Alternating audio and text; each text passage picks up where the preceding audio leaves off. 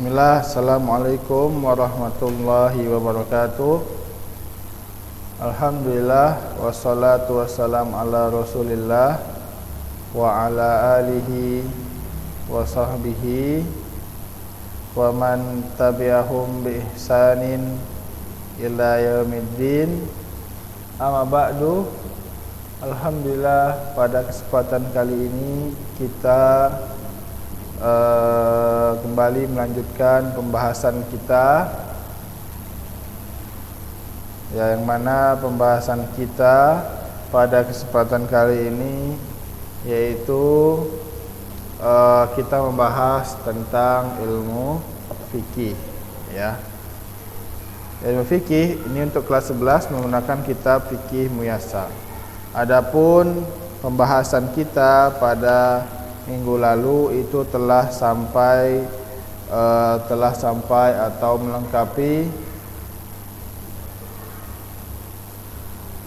melengkapi kitab Thaharah.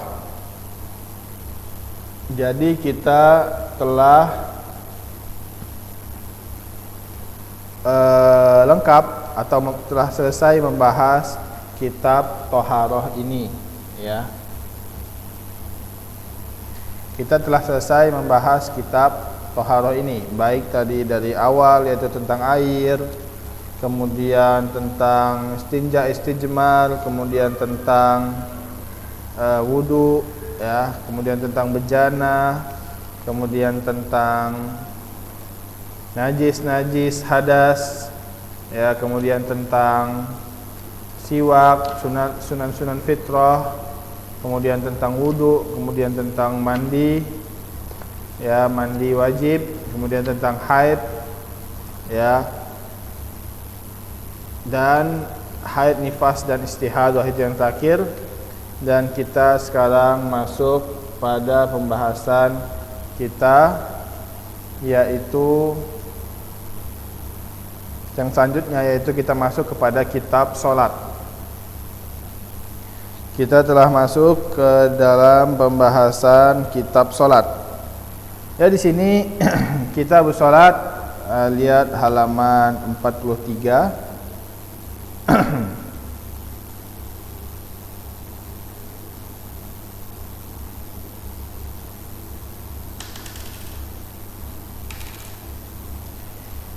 Yaitu kitab kedua, Kitab Shalah, wa yastamil ala khamsata asyar baban, dan di dalam kitab ini ada 15 bab, dan kita telah bahas pada pertemuan yang lalu dari awalnya, yaitu tentang keutamaan salat, ya. Keutamaan salat ini sudah kita bahas. Kita ulang sedikit, ya, bahwasanya pengertian salat, kemudian keutamaannya, kemudian wajibnya salat 5 waktu, yaitu kita bahas dari pengertian salat dulu. Pengertiannya adalah doa, yaitu salat ini termasuk doa ibadah, ya, doa atau meminta. Adapun secara istilah atau secara syar'i, salat ini adalah ibadah zatu aqwalin wa af'al makhsusatun muftatihatun bitakbir wa muhtatimatun bitaslim.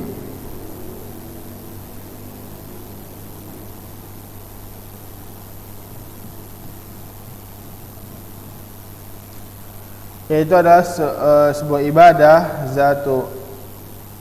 zatu aqwalin wa af'alin makhsusatun, ya, yaitu adalah ibadah yang mempunyai gerakan-gerakan atau perkataan-perkataan yang khusus. Kenapa khusus? Karena ditentukan oleh Allah Subhanahu wa taala, ya, baik disebutkan di dalam Al-Qur'an atau di dalam hadis.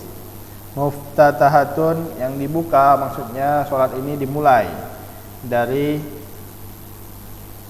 takbir, dan ditutup dengan taslim, yaitu adalah salam, yang mana dia mempunyai beberapa keutamaan. Keutamanya bahwasanya salat ini adalah rukun yang paling kuat setelah paling tinggi derajatnya setelah syahadatain, rukun iman. Kemudian dia adalah tiang-tiang Islam. Dan bahwasanya Nabi Muhammad SAW diwajibkan atau diberikan syariat solat ini pada saat Isra Mi'raj di atas langit ketujuh, ya. Kemudian keutamaannya adalah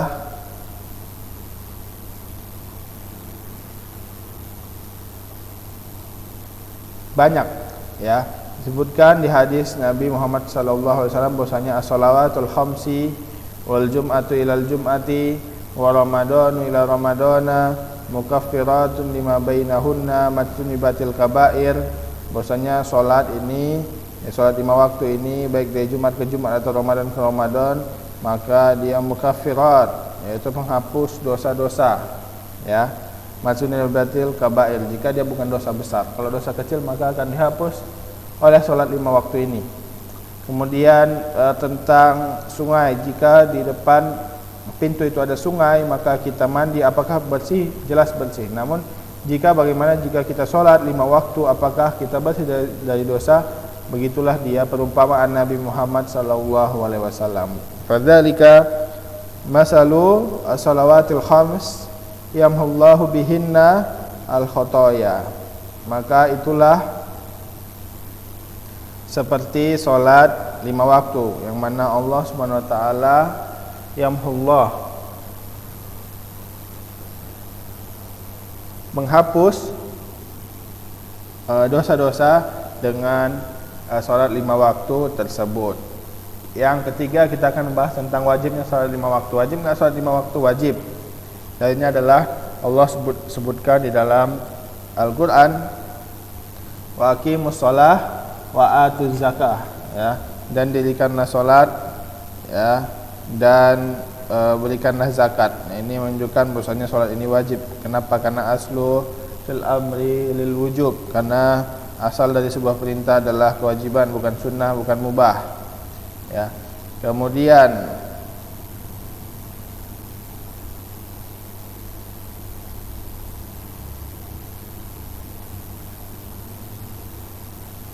Kemudian adalah firman Allah Subhanahu Wa Taala, dalil atas wajibnya, qul li ibadiyalladzina amanu yuqimuna shalah. Katakanlah, perintahkan bagi orang-orang yang beriman atau hamba-hambaku yang beriman untuk dia mendirikan salat. Ini menunjukkan atas kewajibannya. Kemudian pahalanya banyak, ya, pada saat disebutkan dalam Isra Mi'raj, hiyal khamsu wa hiya khamsun, ya, dia itu 5 kan, tapi pahalanya 50, ya. Kemudian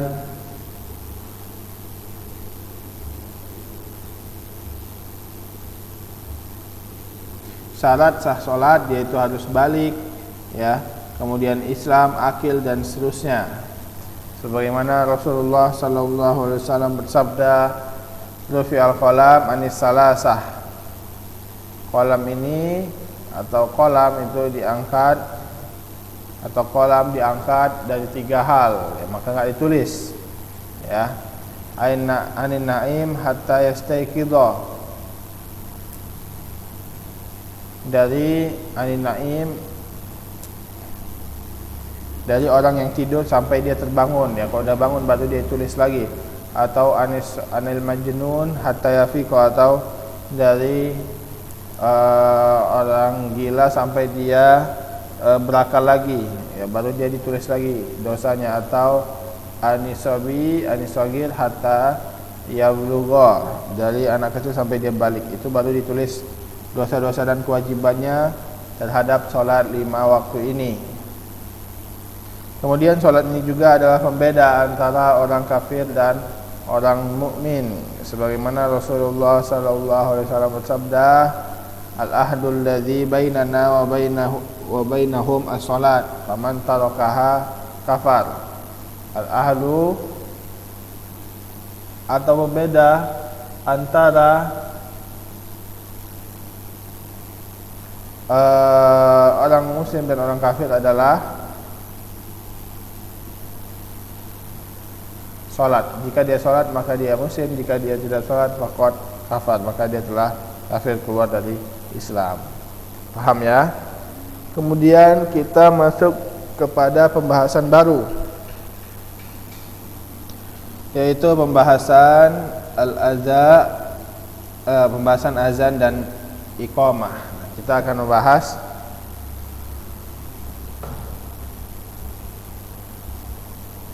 tentang azan dan iqamat.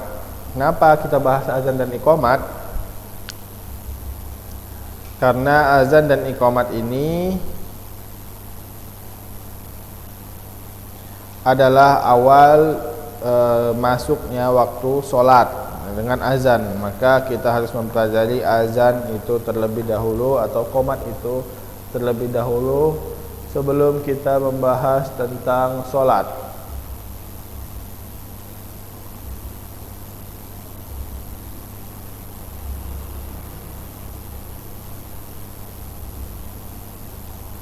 Yang pertama, azan. Pengertian azan dan pengertian iqamat dan hukum antara keduanya. Azan, apa itu azan? Azan secara lughah adalah al-i'lam, yaitu artinya memberitahu. Jadi jika diazan berarti dia memberitahu. Memberitahu apa? Memberitahu tentang bahwasanya waktu sholat telah masuk. Itu dia azan. Ya, artinya adalah i'lam, sebagaimana Allah Subhanahu wa taala berfirman, wa adzanum minallahi wa rasulihi, atau azan atau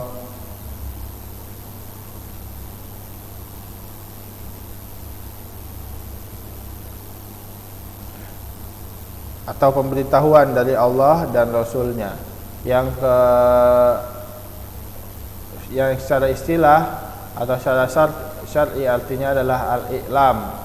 I'lam, pemberitahuan bidukhulil waqti as-salat, pemberitahuan atas masuknya waktu salat bizikril makhsus, dengan zikir atau kata-kata yang khusus ya, diwahyukan oleh Allah SWT kepada Rasulnya.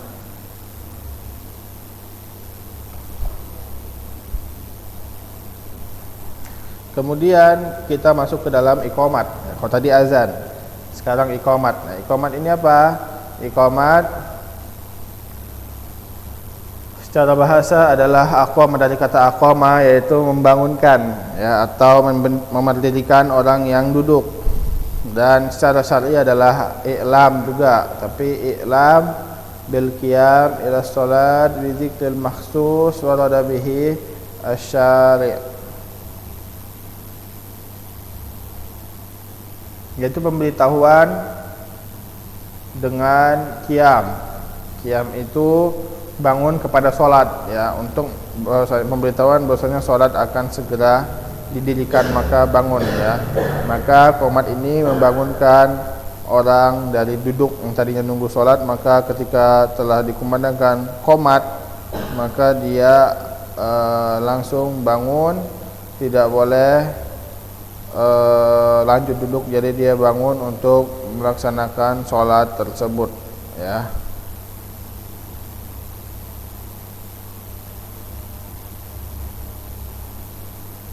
Kemudian kita masuk kepada hukumnya. Apa sih hukum azan dan iqamat ini ya? Hukumnya adalah masru'iyah, maksudnya dua-duanya disyariatkan ya. Adapun apakah dia wajib atau tidak, maka dia jatuhnya kepada fardun. Apa itu fardun? Fardun itu adalah wajib, akan tapi azan dan iqamat ini bukan wajib ain, bukan fardu ain, bukan wajib terhadap perorangannya, akan tapi fardun ini adalah fardul kifayah atau wajib yang kifayah. Apa sih maksudnya fardun kifayah? Fardun kifayah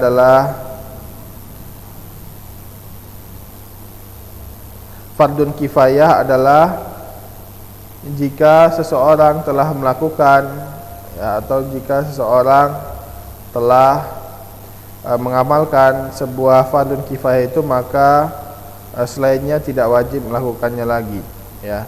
Itu dia fardu kifayah, cukup satu atau dua orang saja kemudian selainnya tidak wajib melakukannya lagi. Akan tapi jika tidak ada satu pun yang melakukan, maka dosanya akan diterima untuk semua penghuni dosa tersebut.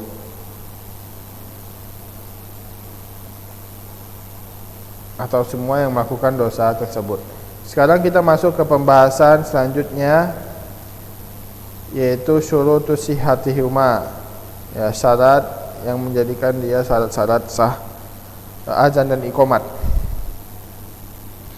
Lihat di sini yang pertama al-Islam, ya, syarat azan dan iqamat itu ada Islam, maka tidak boleh jika orang kafir, orang musyrik dia azan atau iqamat. Yang kedua dia berakal, maka enggak boleh orang gila dia azan dan iqamat walaupun suaranya bagus, tapi dia gila maka dia tidak boleh, tidak sah dia azan dan iqamat. Maka tidak sah azan yang dikumandangkan oleh orang gila, ya, atau orang yang tidak ada akal seperti dia mabuk, ya, menggunakan narkoba, sakau dan seterusnya, ya, wa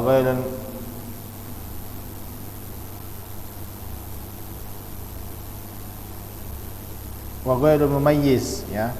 Ya, maksudnya dia belum ada pikiran, belum bisa membedakan, ya.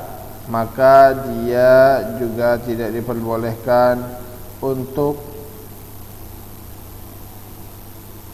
maka dia juga tidak diperbolehkan untuk azan dan iqamat.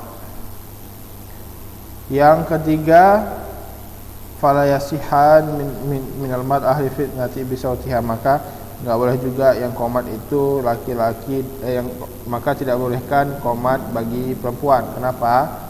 Karena itu menggunakan suara, dan suara dari perempuan ini akan mendatangkan fitnah, ya. Dan begitu juga enggak boleh dari al-khunsa. Khunsa ini bencong. Kenapa? Karena dia enggak tahu dia ini laki-laki atau perempuan, maka enggak boleh. Ya, jadi dia harus Islam, kemudian berakal, kemudian laki-laki. Ya, kalau perempuan maka dia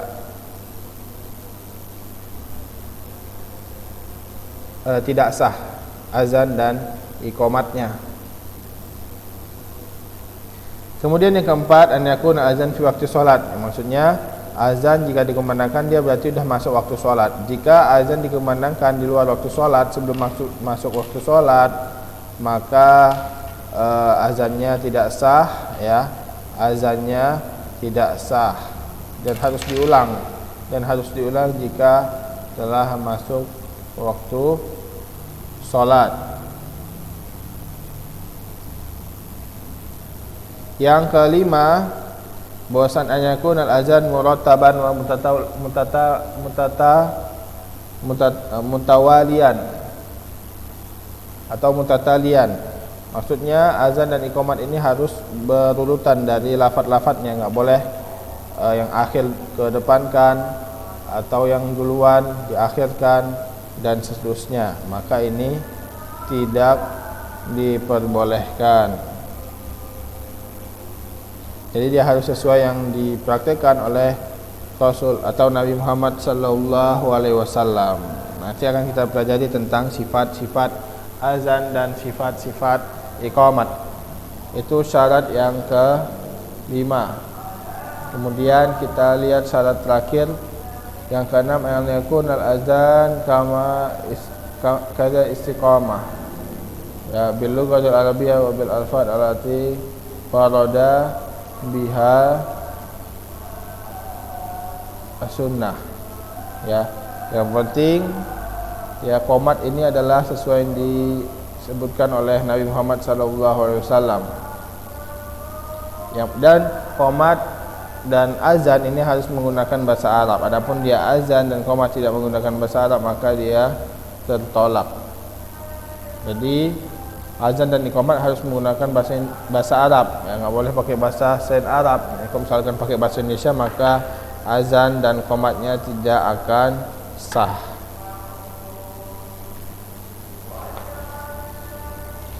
Kemudian pembahasan yang ketiga,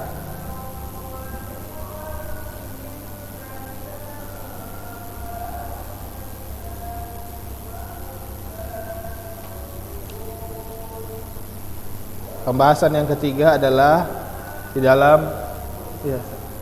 dalam sifat al-mustahabbah fil muazzin, ya, dalam sifat yang disunahkan di dalam muazzin.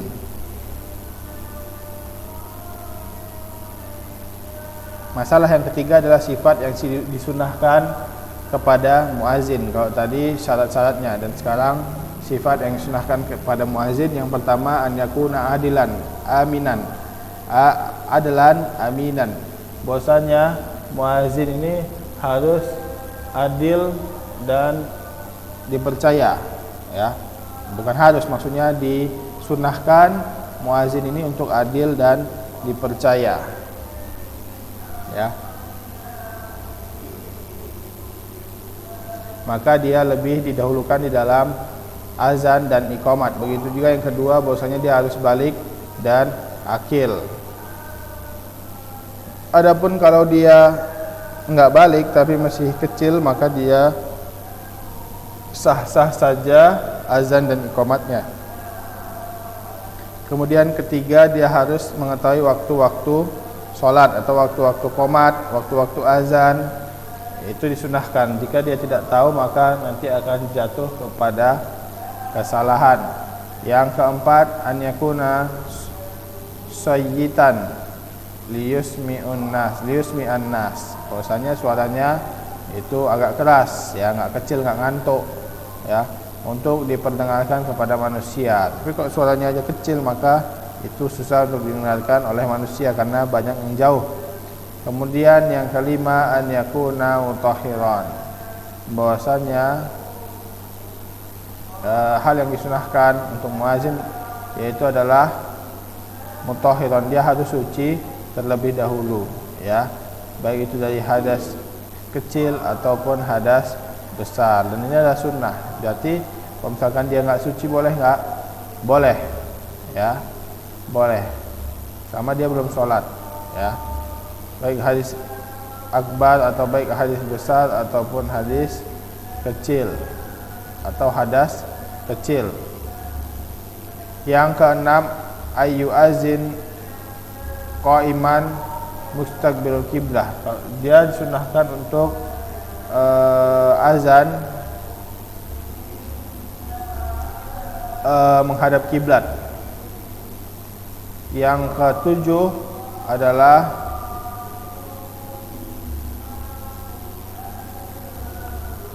ayaj'al asabihi atau usbu'aihi fi uzunihi wa yudabbiru wajhahu ila yaminan, ya, idza qala hayya 'ala shalah, wa yasratan wa yasarahu idza qala hayya 'ala falah. Yang disunahkan kemudian dia harus disunahkan meletakkan kedua tangannya di telinganya, ya, seperti ini. Kemudian dia ketika di dalam lafaz hayya 'ala shalah harus menghadap ke kanan. Kemudian ketika dikatakan hayya 'alal falah, ya, dia menghadap ke kiri. Itu dia agar lebih didengar oleh manusia. Kemudian yang kedelapan adalah ayatarassa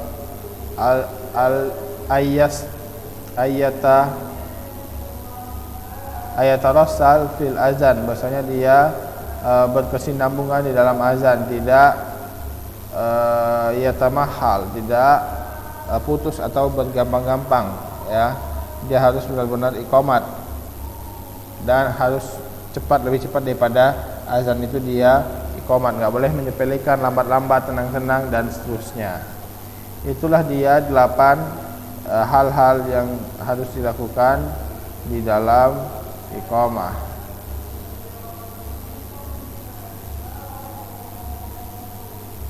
Itu dia. Kemudian kita masuk ke dalam pembahasan selanjutnya, sifat azan dan iqamat. Bagaimana sih sifat azan dan iqamat ini, ya? Sifat azan dan iqamat ini kaifiyahnya adalah sesuai dari nusus atau dalil yang datang di dalam hadis Nabi Muhammad sallallahu alaihi wasallam. Salah satunya hadis yang diriwayatkan dari Abi Mahdurah, ya, hadis Abi Mahdurah, bahwasanya Nabi Muhammad sallallahu alaihi wasallam mengajarkannya tentang azan dengan dirinya sendiri. Faqala, maka Rasulullah berkata, taqul, kamu mengatakan Allahu Akbar, Allahu Akbar. Kemudian kedua kalinya Allahu Akbar, Allahu Akbar. Kemudian asyhadu an la ilaha illallah. Kemudian asyhadu an la ilaha illallah.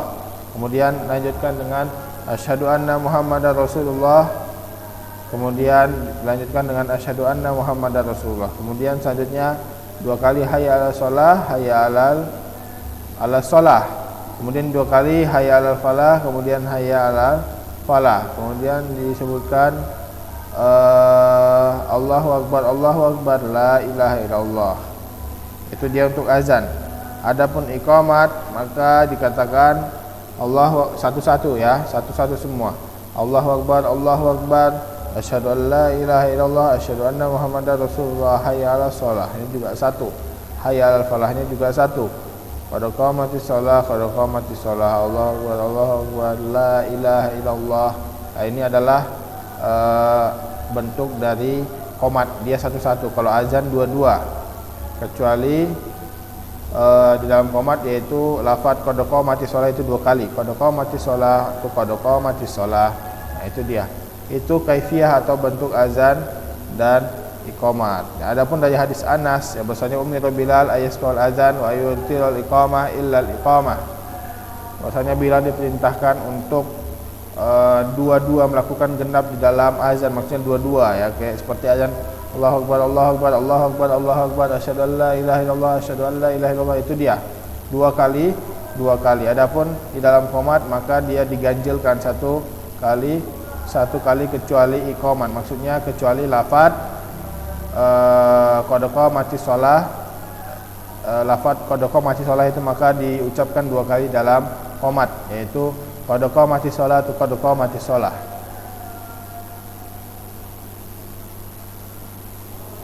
Maka inilah dia sifat azan dan iqamah yang disunahkan oleh Nabi Muhammad sallallahu alaihi wasallam ya, dan diajarkan kepada Abi Mahdzurah ya, diperintahkan kepada Bilal untuk mengazankan, baik dia sedang mukim ataupun safar, maka dia diperintahkan untuk azan sampai meninggalnya Nabi, sampai Bilal ini meninggal maka dia digantikan.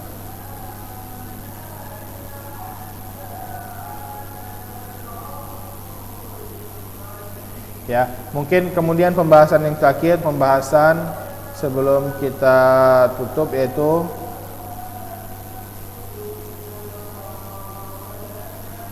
selanjutnya di dalam sifat azan dan iqamat maka ada tambahan sedikit di dalam azan subuh, yaitu setelah mengatakan hayya 'alas shalah, hayya 'alal falah, hayya 'alas shalah, hayya 'alas shalah, hayya 'alal falah, hayya 'alal falah, kemudian mengatakan di dalam azan salat subuh, yaitu as-salatu khairu minan naum ya, dua kali as-salatu khairu minan naum, yaitu dia tambahan di dalam azan subuh. Itu diriwayatkan di dalam hadis Abi Mahdzurah, apabila di azan subuh maka mengatakan as-salatu khairu minan naum, as-salatu khairu minan naum. Kemudian ada juga disebutkan di hadis tambahan sebutkan di dalam azan ketika sedang turun hujan, maka disunahkan ya muazin untuk mengatakan shallu fi buyutikum atau shallu fi buyutikum, yaitu tambahan ketika azan pada saat turun hujan, karena disunahkan untuk sholat di rumah ya, atau diberikan rukhsah oleh Allah untuk sholat di rumah. Itu dia tentang sifat azan dan iqamat. Sekarang pembahasan terakhir, kita akan membahas tentang apa yang dikatakan oleh orang yang mendengar azan ya, atau yang apa doa setelah azan. Jadi apa yang dikatakan oleh orang yang mendengar azan atau doa setelah azan, yaitu ketika disebutkan di dalam ketika disunahkan bagi orang yang mendengar azan untuk mengatakan apa yang dikatakan muazin ya, seperti yang diriwayatkan oleh Abu Sa'id Al-Khudri ketika Nabi Muhammad sallallahu alaihi wasallam bersabda, Iza sami'tum nida faqulu misla ma yaqul muadzin. Ketika kamu mendengar nida atau azan faqulu misla ma yaqulu muadzin, maka katakanlah sesuai apa yang dikatakan muadzin. Ketika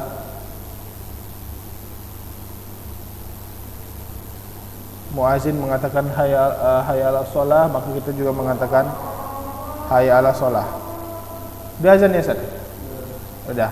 Mungkin ini saja ya, nanggung. Jadi insyaallah kita lanjutkan pada pertemuan minggu depan. Kita akan bahas sedikit tentang azan ini, kemudian kita masuk ke dalam bab waktu-waktu salat.